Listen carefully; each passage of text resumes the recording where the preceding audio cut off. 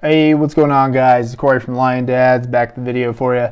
And as always, before we get started, I want you guys to go to www.lion-dads.com and get your free PDF on getting started with a carnivore diet. You got everything you need in there to get started on a carnivore diet. I got a shopping list in there. I got everything you need. So get in there, get started, start losing weight today. So today's video, what we're going to talk about is the importance of cooking at home versus going out. I know, a lot of us live busy lives, us dads out there. We're all always working, always trying to fit in stuff with the kids and activities and things like that, and trying to level up your game, hit the gym and everything if all is going well. If you're doing everything right, you're trying to self-improve all the time, along with balancing family life and work life. But I just kind of want to go over this video and highlight the importance of making as much as you can, taking control and prepping your own meals at home. Whether you're on a carnivore diet or not, it doesn't really matter. I think this is solid advice and something that I've made a big point to change in my life, and I think a lot of you guys can too. So that's basically what we're going to be talking about today, is just kind of going over home cooking and the importance of taking control of your diet and putting everything in your hands, which is what it's all about. So there's a lot of advantages to cooking at home over, eating out and going out to restaurants and stuff. And like I said, the biggest one is putting the control in your own hands, right?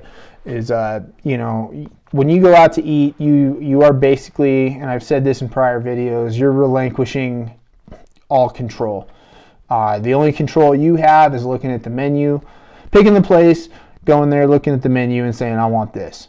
From that point forward, until you shovel food in your mouth, everything else is out of your control. You have no say in what goes into it. You can be pissed off and complain or whatever if it doesn't come out to your liking, but you aren't in the kitchen. You aren't standing over the cook's shoulder. You don't know what they're doing to your food. You don't know if what they're cooking it in, cooking it on. You can tell them you have allergies. You can tell them you have this. How many times do we hear about incidents where people go there and they have a negative reaction to something they ate in a restaurant? So that's something you want to think about. Another thing, portion control, right? When you go out and eat, you order something. I mean, a lot of menus have done a really good job nowadays of putting like calories and things like that on their menu, but how accurate is that shit? You know what I mean? Do you really know? Are you really 100% sure that what's going into your food and how much of it you're getting is really that accurate? I know most of us, when it comes to like doing the eyeball test on our food, it's really not that accurate. We're really not as good at it as we think we are. When I eyeball food, I always try to do that. So I'm pretty big on weighing my food, especially now I'm trying to cut back down a little bit and stuff like that and get to a much, much leaner weight. And I know I take a guess, like, oh, this is probably about that much, and I will weigh it and find that I am nowhere close often. We're a terrible judge of that. We're a terrible judge. We can't eyeball food worth of shit. Some people are better at it than others, I'll admit that. I'm not one of them. Most people I know aren't one of those kind of people. So just keep in mind, like when you come to eyeballing food and when chefs come to eyeballing food in restaurants and things, oh, this is about 4 ounces or whatever, or this is about 8 ounces, this is whatever. If they're not weighing the food, that's probably not going to be that accurate. So that is one thing you need to think about when you're giving up that control when you're eating out. And when you're eating at home, especially if you invest in something like a nice cheap food scale, excuse me, I gotta sneeze. If you invest in something like a food scale, if you invest in things like that, different measuring tools, things like that, it's much easier for you guys to control your portions and control how much of the food actually goes into you. You know what I mean? How much you're actually taking in and consuming.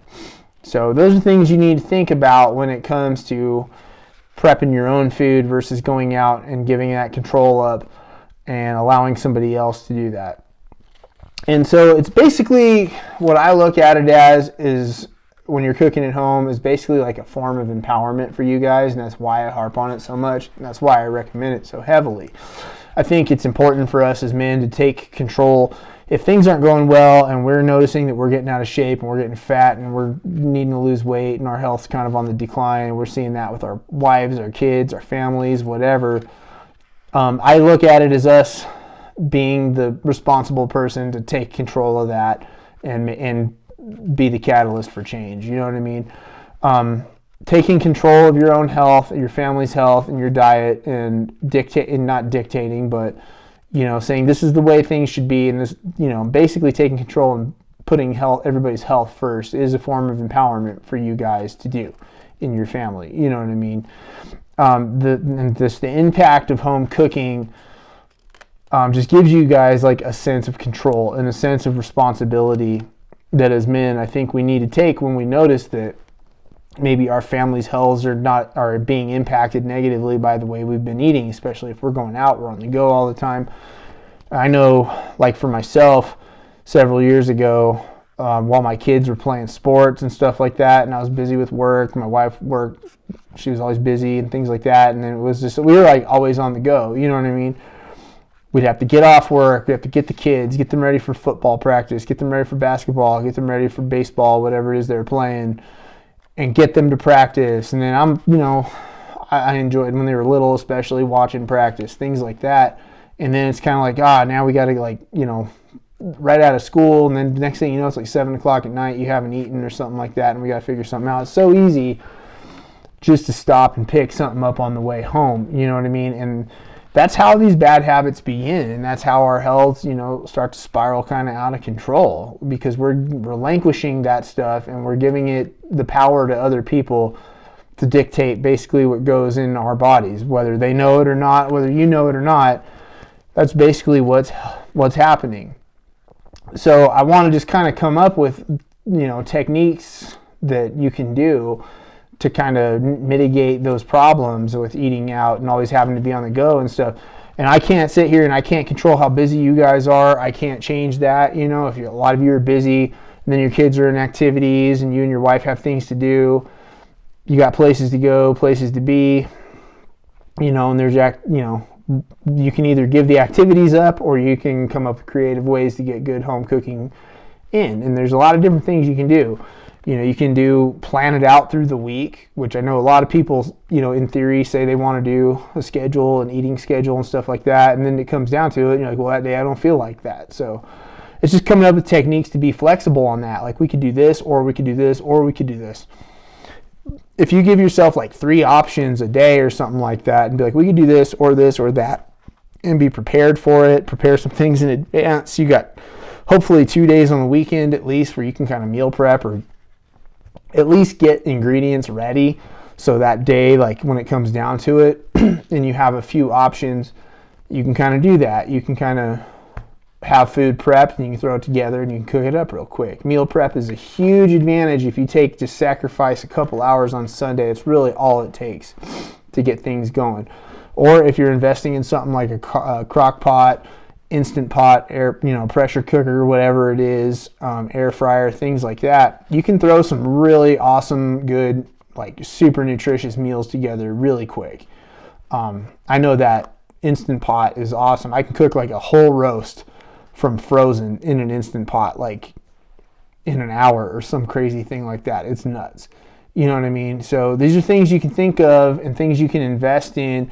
Different tools, just come up with different strategies, tools, tactics, whatever it is that you need to do to ensure that you're minimizing the amount of time and the amount you're eating out and maximizing the amount of time that you're putting the control in your own hands and doing this stuff at home, eating at home, prepping your food at home, things like that. And the other thing I want to talk about is like you can make it, a lot of people hate cooking. They're like, I don't want to cook. I don't want to be bothered with it. I don't like doing it. You can make it fun. You can make it a rewarding experience. You know what I mean? You can take some pride in it. You can come up with your own things, especially, if you're doing a carnivore diet. One thing that I've really had a great time with and I've really enjoyed doing recently is kind of coming up with alternative like carnivore options for popular foods that I used to enjoy. If I like got to a point where I missed certain things in life or whatever that I used to eat, and I just don't really eat them anymore. I kind of sit and look at it from the carnivore angle, like what are some things I could do to kind of bring this back. So like for example, last year for like, I think it was, I can't remember if it was my wife's birthday or Mother's Day or something like that, like her favorite things like chicken Alfredo, and I'm not a big chicken Alfredo guy. I'm not big on Alfredo sauce, but I found a carnivore Alfredo recipe. I think I got it from Carnivore Chef or something like that. And I basically bought some chicken breasts, cut them into little like nugget type pieces. I breaded them with pork rind panko. I fried them up in lard or tallow, I think tallow. Fried them all up and basically served my wife chicken parm. I bought like a Italian breadcrumbs version of pork panko. It was incredible, and it turned out it was like super accurate. I put mine in marinara sauce, made myself like a chicken parm type thing, and it was awesome. It tastes just like you're going to an Italian restaurant or having an Italian meal cooked at home, but you know, instead it was with pork rind panko instead of breadcrumbs, and there wasn't a bunch of seed oils in the sauce. I controlled what was in the sauce. I made it from scratch. Made all the sauces and everything from scratch. The only thing it was like carby that I had in mind was a little bit of this keto marinara sauce that's actually pretty keto friendly, or it's not carnivore, but you know, there's no carbs in it and things like that. And I just had a little bit and it was fine. I didn't have any bad reactions. I didn't go out and gain 20 pounds in a night or anything like that. So it's just kind of, there's different creative things you can do at home is what the point I'm trying to make is, that you can kind of come up with these alternative options and make the process kind of fun. It allows you to kind of flex your creative muscles, flex your brain a little bit, get your creativity going, and try some different things. And who knows what you can find? Who knows what you might find you're capable of? You know what I mean? Coming up with different recipes. You might be able to come up with stuff that some of us post online, like, you know, and then you're like, hey, I found a way to do it better, and then you share it with the community. You know what I mean? Because that's what this is all about. It's all about finding ways to make this easier and more doable and sustainable for everybody. And the more we create and the more we come up with things and the more we share with each other, you know, I think really makes this community thrive. And I think it makes this movement, if you want to call it that, it's probably not what it really is, just a way of eating, but you know, it kind of can change people's perspectives a little bit and lead us to a healthier, more balanced world. I think, in my opinion, that's what this diet kind of provides. You know, a bunch of healthy people, you know, eating the right things, fixing their gut biomes, and you know, hopefully their mental health's getting fixed, things like that. I'd much rather live in a society where everybody's thriving than where everybody's failing and collapsing and dying, basically. So I kind of went over some stuff you can buy, things like that, to make your lives easier. You know what I mean? Like the crock pot, the Instant Pot, those things are awesome tools. Air fryers are awesome. Like all kinds of Ninja products are awesome. My oven has an air fryer in it that I take advantage of. It makes things a little smoky sometimes, but it's pretty awesome. And then like obviously like a grill, you know, what dad doesn't like grilling, you know what I mean? Even if you live kind of in like a place like I do with shitty weather and stuff like that, I kind of try and find a way to get out there and get on the grill. I got a Traeger that I use to smoke stuff. I bought a Blackstone last year that I go out there and I cook on. I do some pretty awesome stuff on it, and all that stuff works. The more stuff you can buy, the more tools you can buy, if you can afford that stuff, you know, it just makes your life easier. It makes this kind of stuff easier to do, and it makes it fun, man. Like how many of us don't, you know, as dads, don't pride ourselves in being like kind of like a grill master meat smoker kind of guy and all that kind of stuff, you know what I mean? So that's all stuff to think about, you know. Just, you can do these things that are creative and fun, and you know, you can do them together as a family. You can teach your kids how to do it, which is a huge valuable skill. It's a valuable skill for you to learn, but it's a valuable skill for them to learn too, because hopefully, you know, your kids are flying the coop someday and they're going to have to take care of themselves, and what better way to get them prepared for that than to show them like, hey, you can not go out, you can eat at home, you can save yourself some money, you can eat a lot healthier, and you're in full control and have fun in the process. You know what I mean? Hell, who knows? Maybe they become like a master carnivore chef, and mercifully to the rest of us, open a carnivore friendly restaurant that all of us carnivores can go go to and not have to worry about anything. And that would be awesome. That's like my dream. I'd love, not me to own one, but for me to see somebody open a great carnivore restaurant that I don't have to worry about seed oils and jacked up, fucked up ingredients and seasonings and stuff like that. And I can just go sit and enjoy myself worry free and eat. That's the world I want to live in. So basically that's it. I want you guys to go down and just kind of let me know, what your kind of experience is with home cooking. Do you love it? Do you hate it? What can we do to help you get, better at it and get a better relationship with it and get a better attitude toward it, And then obviously, go down, subscribe, do all that kind of fun stuff, like and everything. Obviously, go to that website, go to www.lion-dads.com. Get that free PDF on getting started with a carnivore diet. Get your shopping list, get in the store, start cooking up some cool shit, and let me know what you guys come up with. And until then, I will catch you guys in the next one. Later.